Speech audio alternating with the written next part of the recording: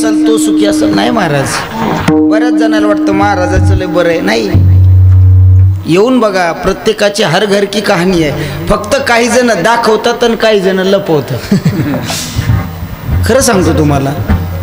मग जीवन हे असंच असतं. आलेला दिवस पुढे लोटायचा असतो, आलेला प्रत्येक क्षण आनंदात घालवायचा असतो. कारण काही भरोसा नसतो महाराज. क्या भरोसा ही इस जिंदगी का, साथ देती नाही है किसी का. हसलं पाहिजे, काही असू द्या, टेन्शन फ्री राहायचं, सुख दुःख चालत असतं. दोन शेजारी होते महाराज. शेजारी होती. एका घरातून रोज भांडणाचा आवाज यायचा आणि एका घरातून रोज हसण्याचा आवाज यायचा.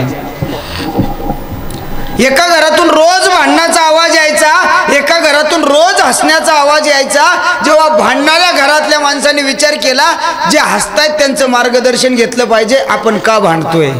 मग हे दोघं नवरा बायको त्यांच्या घरी गेले. दादा आणि काय, अहो आम्ही रोज भांडतो. आणि बर, तुम्ही रोज हसता. हा, ते म्हणलं तसं काय नाही, आम्ही बी भांडतो तुम्ही बी भांडता. फक्त भांडल्यावर तुम्ही रडता ना आम्ही हसतो. भांडल्यावर कुठं हसतात का. हा, ते म्हणला काही नाही, मै बायकोनं मला लाटणं फेकून हाणलं, लागलं तर ती हसते आणि हुकलं तर मी हसतो. म्हणे बाकी काय. फॉर्म्युला एक आहे, विचार करण्याची पद्धत वेगळी आहे. मग कसं सांगितलं 3 चरणामध्ये.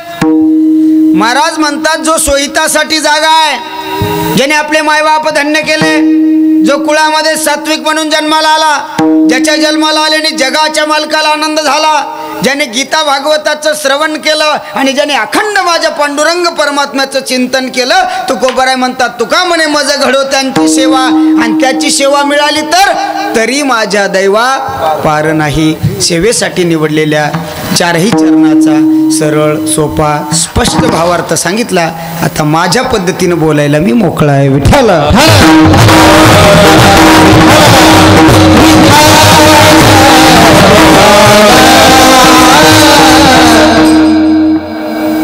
अतिशय पवित्र वातावरणामध्ये चालू असलेला हा कार्यक्रम.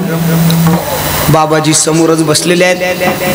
पाठीमागं श्रीमद भागवताचं त्या ठिकाणी भागवत कथा चालू आहे, त्याचं त्या ठिकाणी व्यासपीठ आहे. त्याच्यासमोर मला बोलण्याची ही संधी प्राप्त आहे. तालुक्यातलं पवित्र गाव, तालुक्याला भूषण असणारं गाव म्हणजे रवळगाव आहे. खरं सांगू, आपल्या तालुक्यामध्ये तालुक्याच्या मानाचा तुरा जर कोणी खोवला असेल तर तो या रवळगावाने केलेला आहे महाराज. कारण सगळ्यात जास्त उच्च पदावर असणारे पदाधिकारी किंवा उच्च पदावर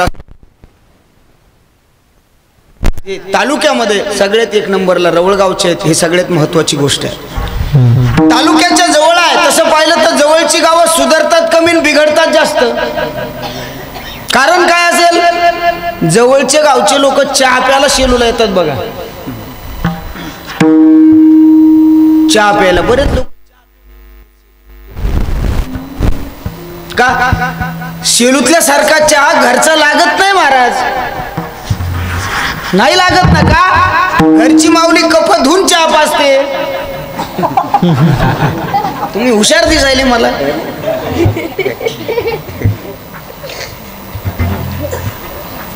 एका हॉटेलमध्ये आम्ही गेलो होतो.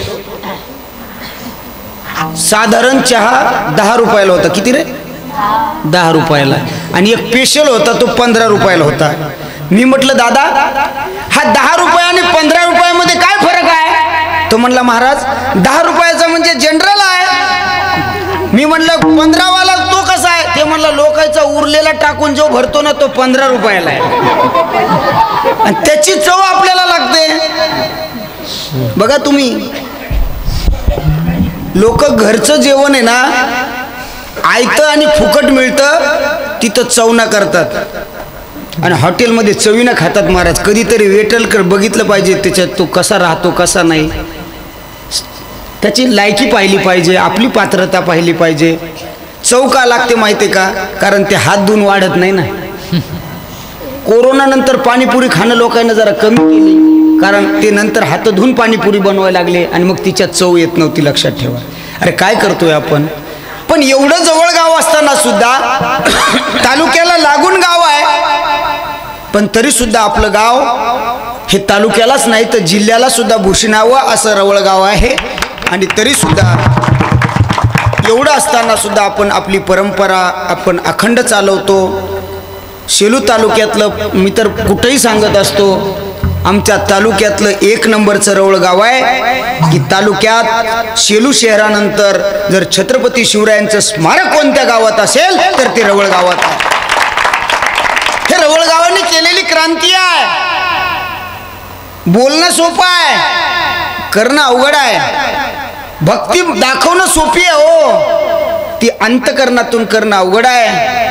पण याच्यासाठी जी जी व्यक्ती जागे असतात ना महाराज, जी जी ते कार्यामध्ये तत्पर असतात ना, खरंच ती फार मोठ्या मनाची असतात. बघा सध्या महाराष्ट्रभर वातावरण तापलेलं आहे.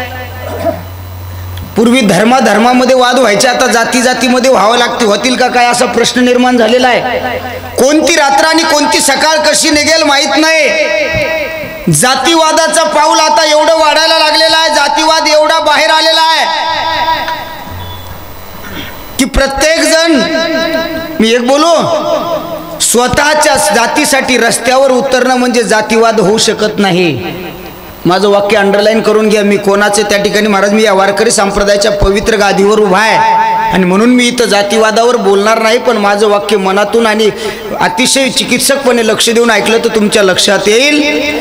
स्वतःच्या जातीसाठी, स्वतःच्या जातीच्या हितासाठी रस्त्यावर उतरणं म्हणजे जातीवाद नाही, पण दुसऱ्याच्या जातीबद्दल तिरस्कार करणे म्हणजे जातीवाद आहे. ही गोष्ट लक्षात ठेवा. दुसऱ्याच्या बद्दल. मग सध्या मराठा समाज आरक्षणासाठी रस्त्यावर उतरतोय म्हणजे स्वतःच्या हक्कासाठी, स्वतःच्या न्यायासाठी उतरतोय, म्हणजे तो जातीवादी असू शकत नाही.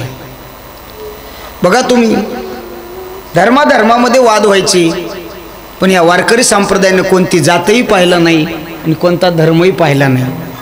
शेलूला बघा, मी माझं वाक्य तुम्ही 2-3 मुद्दे आणि माझं कीर्तन नीट ऐकायचं, कारण माझा काही भरोसा नाही.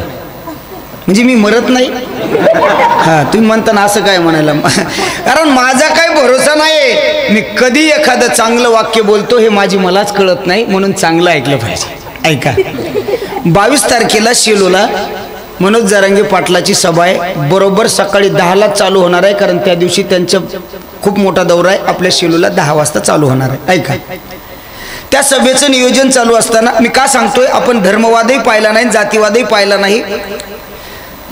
त्यावेळेस शेलूतल्या मुस्लिम बांधवांनी 1.5 लाख पाणी बॉटल म्हणजे 7.5 लाख रुपयाचा खर्च शेलूतल्या मुस्लिमांनी उचललाय. लक्षात ठेवा. कुठं आला जातीवाद? नाही. मी अजून सांगतो, आम्ही सुद्धा कधी धर्मवाद केला नाही, पण लक्षात ठेवा, जे धर्माच्या विरोधात बोलतात त्यांनाही आम्ही कधी महाराज सोडलं नाही. ही गोष्ट लक्षात ठेवा. आमचा विरोध कलामला कधीच नाही, आमचा विरोध कसाबला आहे. हेही लक्षात ठेवलं पाहिजे. लक्षात ठेवा, जी या देशावर प्रेम करतात ती आमची आहेत,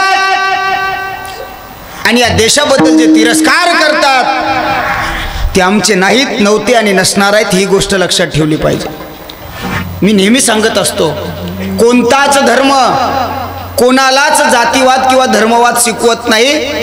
अन्याय करायला कोणताच धर्म सांगत नाही. अनेक धर्मग्रंथ उघडून बघा. मला थोडा नाद आहे.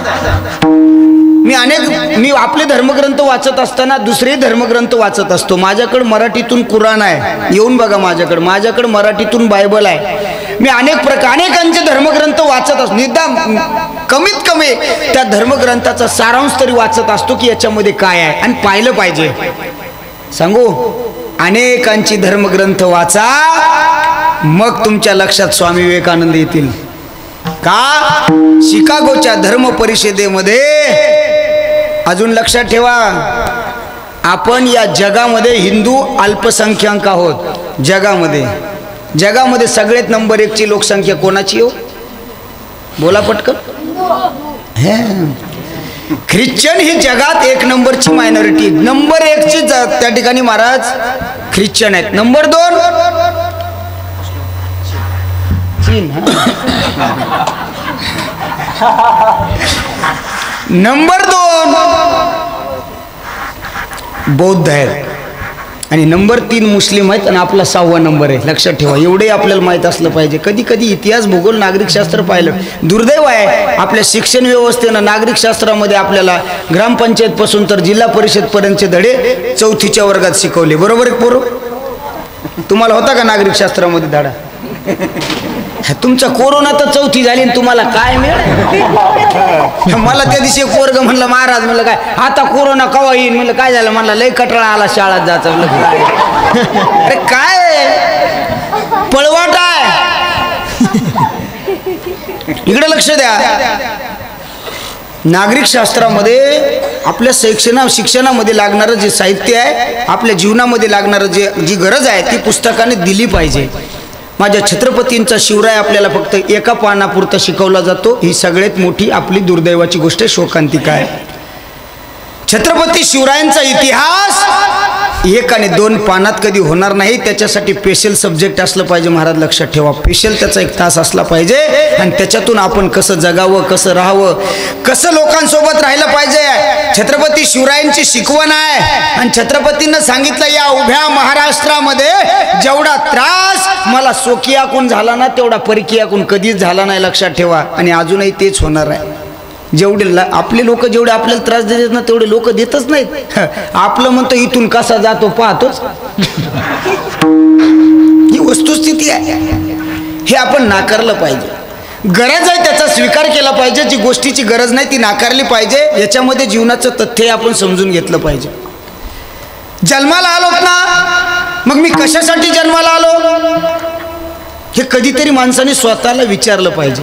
बऱ्याच लोकांना मी जन्माला का आलो हे मरुस्तर कळालं नाही. जन्माला का येतो तर मरावं लागतं म्हणून, आणि मरतो का तर जन्माला आला म्हणून. ही अवस्था आहे. बघा तुम्ही, काही लोक कशाला जन्माला आले मरेपर्यंत त्यांना कळालं नाही. कहा गए तो कहा नाही, क्या लाए तो कुछ भी नाही. लक्षात ठेवा. मग जीवन समजून घेतलं पाहिजे. अनेक त्या ठिकाणी योनीचा फेरा पडल्याच्या नंतर हा नरदेहाचा फेरा येतो महाराज. मग नरदेह मिळाला ना, खरं तर सांगू हे लयच पुण्याईनं मिळतो महाराज आपल्याला. नरदेह दुर्लभ दाना, नरदेह दुर्लभ दाना, नरदेह दुर्लभ दाना, नरदेह दुर्लभ दाना, नरदेह दुर्लभ दाना रे तुम्ही वासुदेव वासुदेव म्हणा. नरदेह दुर्लभ दाना रे तुम्ही वासुदेव वासुदेव म्हणा. शतवर्षाची गणना तुम्ही वासुदेव वासुदेव म्हणा. शतवर्षाची गणना तुम्ही वासुदेव वासुदेव म्हणा. त्यामध्ये दुःख यातना तुम्ही वासुदेव वासुदेव म्हणा. मध्ये दुःख यातना तुम्ही वासुदेव वासुदेव म्हणा.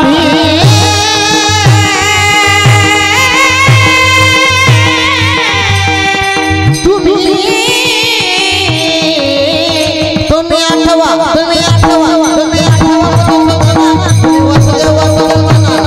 वासुदेव वासुदेव म्हणा. तुम्ही वासुदेव वासुदेव म्हणा. तुम्ही आठवा तुम्ही वासुदेव वासुदेव म्हणा. वासुदेव वासुदेव म्हणा. तुम्ही वासुदेव वासुदेव म्हणा. पावला हा देह कागटाळी न्याय, पावला हा देह कागटाळी न्याय. घडव पाय घडवले, घडव पाय घडवले. पावला हा देह कागटाळी न्याय, घडव पाय घडवले. पावला हा देह कागटाळी न्याय, घडव पाय घडवले.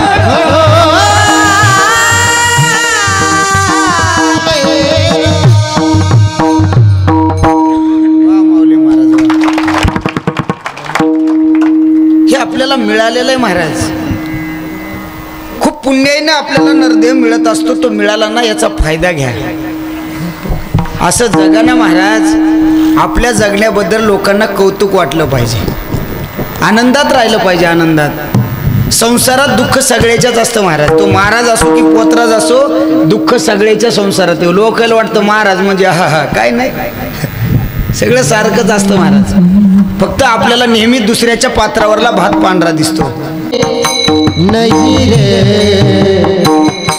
राजा दुखिया, प्रजा दुखिया, सुखिया कोई नहीं रे. जो देखे जो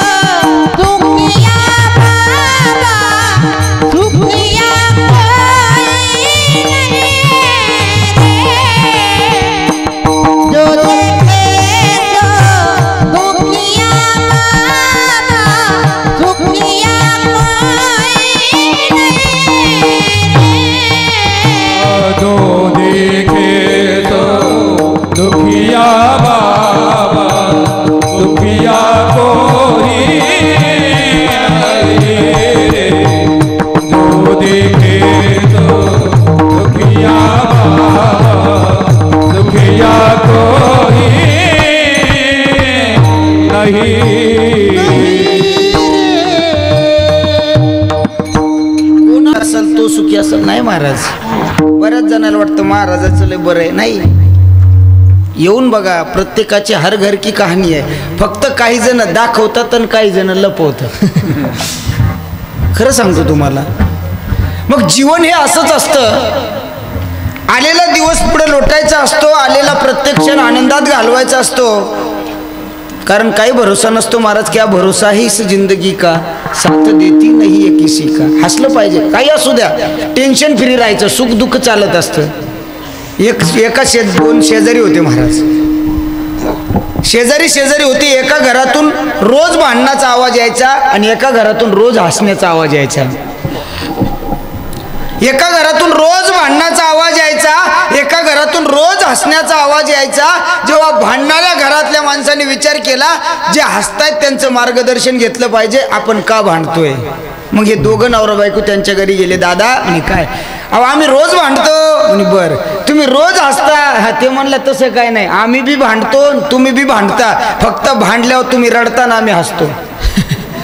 भांडल्यावर कुठं हसतात का. हा, ते म्हणला काही नाही, मै बायकोनं मला लाटणं फेकून हाणलं, लागलं तर ती हसते आणि हुकलं तर मी हसतो. आणि बाकी काय. फॉर्म्युला एक आहे, विचार करण्याची पद्धत वेगळी आहे.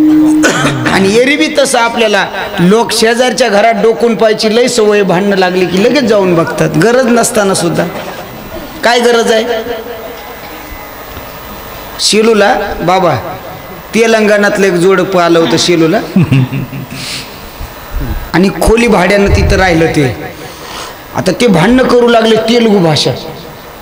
आणि ते सरची खोली घर होतं, त्यांची एक रूम भाड्यानं दिली होती, डबल रूम होती. तिला 4,500 रुपये भाडं होतं. लाईट बिल वेगळं होतं. बरं लक्षात ठेव, हा फॉर्म्युला आहे. ते तेलंगणा भाषेमध्ये तेलुगूमध्ये भांडत होते. ते सर माझ्याकडे आले, म्हणे महाराज हे भांडत आहेत पण काय म्हणतात मला कळच ना. मी म्हटलं कसं काय, दाखव म्हटलं. मी गेलो तर खरंच तेलुगूत भांडलं. अरे म्हटलं दादा हे त्यांच्या मातृभाषेत भांडतायत. ते म्हणला पण मला कसं कळन काय म्हणतील. याला काही गरज आहे का. ते का गाथा म्हणायलेत का, ते एखाद्या अभंगाचा काय चालू आहे, गरज नाही ना. पण त्याला रावलच नाही आबा. ते तेलंगणात गेलं, 3 महिने तिथं राहिलं, भाषा शिकून आलं. आणि धर्माबादला त्यांना येणं आणि इकून बायकून फोन करणं, मालक लवकर या. हे काय झालं, हा म्हणे त्यानं घर सोडलं आपलं. काय उपयोग झाला. विनाकारण व्यर्थ लोकांकडे लुडबुड करायची नसते, लक्षात ठेवा. नाही, आपण आपलं जीवन आनंदात जगलं पाहिजे, कोणाचा द्वेष करायचा नाही. या वारकरी संप्रदायाने शिकवलं आपल्याला, कोण्याही जीवाचा न घडो मत्सर. नाही, कोणाचा मत्सर केला नाही हो या वारकरी संप्रदायाने. मग हा संप्रदाय जातीवाद करेल का हो. नाही करणार. धर्मवाद सुद्धा केला नाही महाराज. बोलू, या वारकरी संप्रदायाने अनेक जातीच्या कीर्तनकाराचे अभंग या वारकरी संप्रदायाने आपलेसे केले. काय नवल आहे. बाकीच्या धर्मातल्या सुद्धा लोकांचे अभंग किंवा संतांचे अभंग या वारकरी संप्रदायाने आपलेसे केले. जात वीत गोत कुळ शिळमा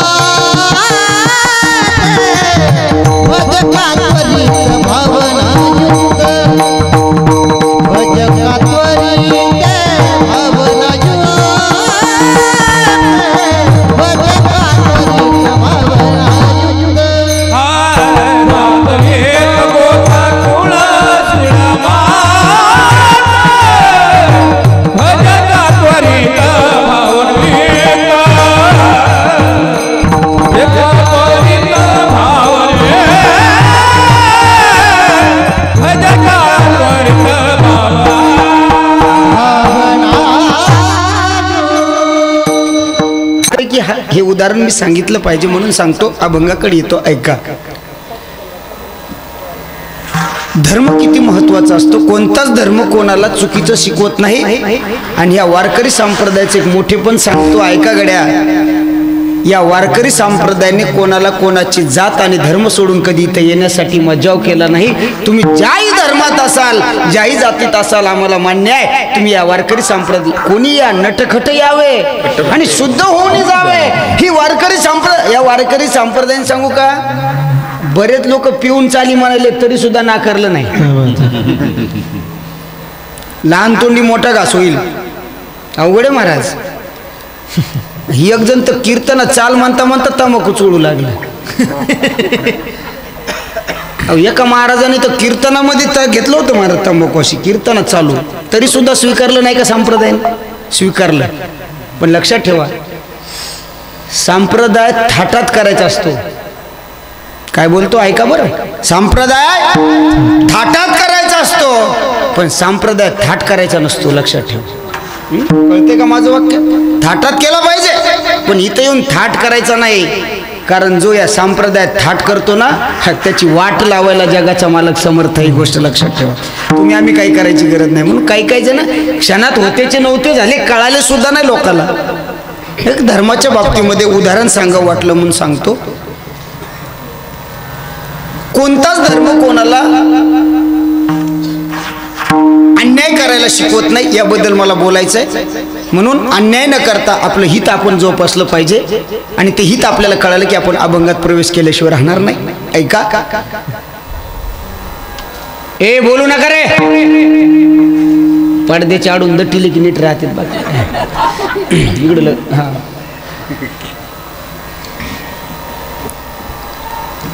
कोणताच धर्म बघा, या भारत देशामध्ये अनेक दंगली घडतात महाराज.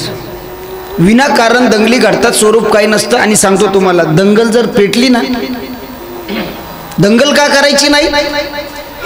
कारण दंगल करणारे बाजूला राहतात आणि सर्वसामान्याची घरं जाळली जातात. ही गोष्ट लक्षात ठेवा. अजून सांगतो, नेत्याची पोरं कधी जेलमध्ये जात नाहीत आणि सर्वसामान्याची पोरं मध्ये टाकल्याशिवाय शासन राहत नाही. म्हणून सर्वसामान्यांनी हे समजून घेतलं पाहिजे की आपण सुद्धा या सरकारला धडा शिकवला पाहिजे. आपण सुद्धा आपली घरं न पेटवता, आपण आपलं नुकसान न करता आपण संयम ठेवला पाहिजे. पण एकदा हिंदू आणि मुस्लिमची दंगल चालू झाली. बाहेर हिंदू मुस्लिमची दंगल चालू होते, सडक्या मेंदूचे पेटून उठले होते. बाहेर हिंदू मुस्लिमची दंगल चालू आहे, सडक्या मेंदूचे पेटून उठले होते. त्या रस्त्यामध्ये जाळपोळ चालू होते. एक हिंदू जोडपं मोटरसायकलवर जात होतं. समोर गेल्यावर लक्षात आलं, समोर 200-300 मुस्लिमांच्या मुलांचं टोळकं समोर आहे. अरे काय करावं, समोर जावं, मारले जाऊ, पाठीमागं फिरताय. लक्षात आलं, अरे समोर 200-300ची फौज आहे, पाठीमागं सुद्धा 50-50 जण उभे आहे. मनात विचार आला, समोर गेले तरी मारल्या जाऊ, पाठीमागं आले तरी मारल्या जाऊ. अरे काय करावं, काय केलं पाहिजे?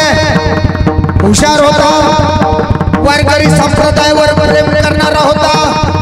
बायकोला सांगितलं आहे हिंदू मुस्लिमची दंगल चालू आहे, आपण हिंदू मारले जाऊ. एक काम कर, कपाळावरची टिकली काढ. आपल्याला समोर पकडलं की आपण सांगू आम्ही मुस्लिम आहोत. गाडी समोर नेली, मुस्लिमाचं काही टोळकं समोर होतं, गाडीचं हँडल पकडलं. थांबा, बोला. अरे कोण है आप, कोण आहात तुम्ही? तो बोलायला लागला, हम मुसलमान आहे. हिंदूचं म्हणायला लागलं, मुस्लिम हो? जी हाँ. आप मुस्लिम हो? जी हाँ. तो कुछ कुरान का पढ़ के बताओ. आता यानं कुठं कुराण पाहिलं होतं? याने आपले पुराण पाहिली होती, कुराण नव्हतं पाहिलं. पण वारकरी संप्रदायावर प्रेम करणारा होता. अरे कुछ कुरान का पढ़ के दिखाओ म्हटल्याबरोबर याने श्रीमद भगवत गीतेचे श्लोक धाड धाड धाड धाड धाड धाड म्हणायला सुरुवात केली. 5-6 श्लोक झाल्यावर ते म्हणला, रुको, बस हो गया, चलो ये आपणाच आहे. देलन काढून ते समोर गेला. बायको म्हणली, येडपट आहे का तुम्ही? तुम्हाला काही अक्कल आहे का? ते म्हणला, अक्कल आहे म्हणून इथं आलो ना. अहो ती म्हणली, काही कळतं का? अरे तुम्हाला त्यांनी सांगितलं होतं कुराण मधलं काहीतरी सांगा, तुम्ही त्याला श्रीमद भगवद्गीतेचे श्लोक सांगायला लागले. त्यानं जर पकडलं असतं तर सोडलं असतं का? असं तरी हातपाय पडून सोडलं असतं. त्याला जर कळालं असतं की याला आपण कुराण सांगायला लावलं आणि हा श्रीमद भगवद्गीतेचे श्लोक सांगतोय, मारलं नसतं का आपल्याला? नवरा म्हणला तुला कळालं नाही? ती म्हणली कळायसारखं काय सांगितलंय तुम्ही? अरे ऐक, मला माहित होतं, तो म्हणतोय मला माहित होतं की त्यांनी कधी कुराण उघडूनच पाहिलं नाही. बायको म्हणली पण त्यानं जर कुराण पाहिलं असतं तर? तो म्हणला त्यानं जर कुराण पाहिलं असतं तर तो दंगल करण्यासाठी कधी रस्त्यावर उतरलाच नसता. ही गोष्ट लक्षात. कोणताच धर्म कोणाला अन्याय आणि अत्याचार करायला शिकवत नाही दादांनो. म्हणून भविष्यामध्ये जर अशी कधी वेळ आली, शासनाने प्रशासनाने अनेक लोकांनी आपल्याला कितीही उस्कावण्याचा प्रयत्न केला तर रस्त्यावर कधी उतरायचं नाही.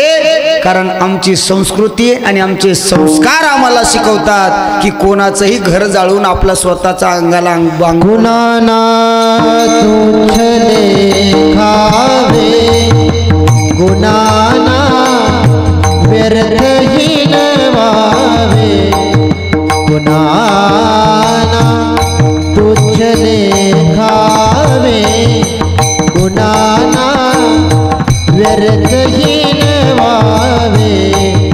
समस्ता बंधू मानावे, जगाला प्रेम अर्पावे.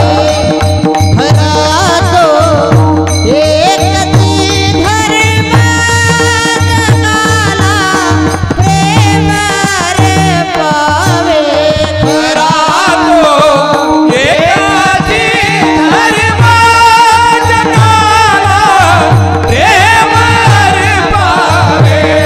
खरा तो एकच धर्म, जगाला प्रेम अर्पावे. प्रेम अर्पावे. लक्षात आलं? आपल्या लक्षात आलं ना दादा? कधीही कोणाचा तिरस्कार करायचा नाही. ही आपल्याला शिकवण आहे, छत्रपतींची शिकवण आहे.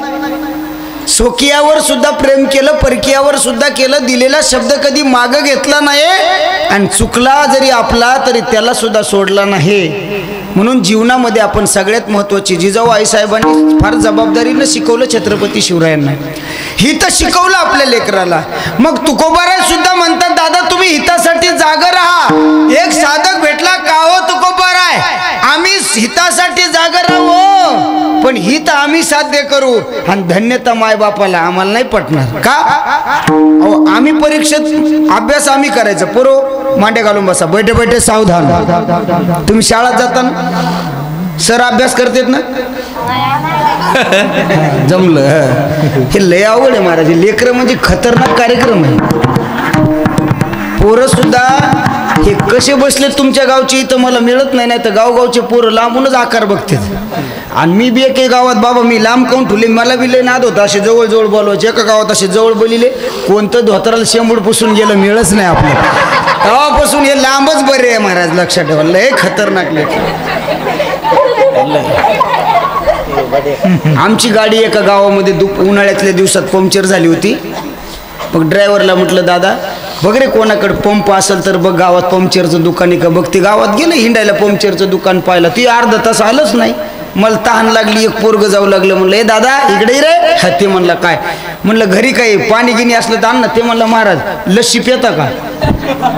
अरे म्हटलं अन्न जिथं पाणी नाही तिथं लस्सी देतोय. त्यानं तांब्या भर आणली, मी पेली. त्याला म्हटलं का रे एवढी चांगली लस्सी तो आम्हाला तांब्याभर दिली? ते म्हणलं महाराज आमची तर कोणी पिईन म्हणून तुम्हाला दिली. म्हटलं तू एकदा काऊन पिईन? म्हणला तिच्यात सकाळीच उंदीर पाडा म्हणून कोणी पिईन. काय अवघड आहे महाराज. ही इतकी तर खतरनाक असतात म्हणून यांच्यात लय नादी लागणं परवडत नाही. तरी सुद्धा मला सांगा, बैठे बैठे सावधान, मला सांगा अभ्यास कोण करतं रे? सर का तुम्ही? जोरात म्हणा ना मग. बरं तुम्ही पास झाल्याच्या नंतर लोक अभिनंदन मायबापाचं करतात का तुमचं? दोघांचं करतात. हा, तुम्ही लहान आहेत अजून, तुम्हाला माहित नाही. मुलगा कर्तबगार झाला आई वडला की लोक आई वडिलाला धन्यता देतात. का देतात? त्याला कारण असलं पाहिजे का नाही?